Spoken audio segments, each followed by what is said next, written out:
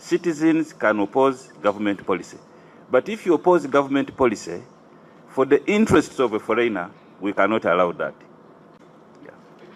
To influence government policy in the interest of a foreigner, we cannot allow that. Those were his remarks. Those remarks have worried me because he's a co-chair of this committee. He seems to have taken a decision already, and so our presence here is irrelevant.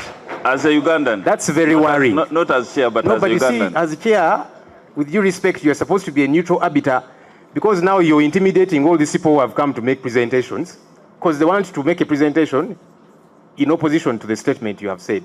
But now the judge is already passing judgment and saying, we cannot allow that. I want to request that we remain neutral, so that these people can share their views.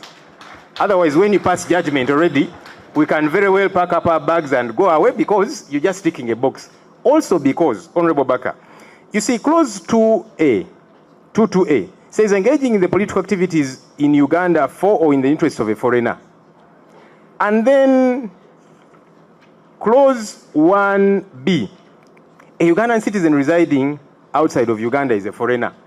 But those Ugandan citizens, they remit $2.5 billion US per year to their country. They come back home every so often. They've got business interests. They've got children they're paying school fees for. So if government passes an education policy, why don't you want them to oppose it? Because they're interested stakeholders. Their children are going to school here in Uganda.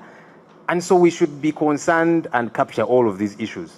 Finally, again, Honorable Baka has said, in the event that throwing the bill out is not an option, why isn't it an option? Why are you ruling it out, Honorable Chair? Because this committee is clothed with all of those powers. Committees have thrown out business of government several times.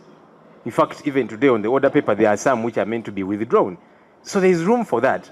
Kindly don't create an impression that this bill is a do or die. It has got to pass. You have got the authority. Just to remind you, you're a senior lawyer, you know, as a committee of parliament, this bill is really at the whims and fancies of this committee. This committee can choose to say, government, we don't agree with this bill. We have thrown it out. Except if you want to say you are on gunpoint. I don't believe you are.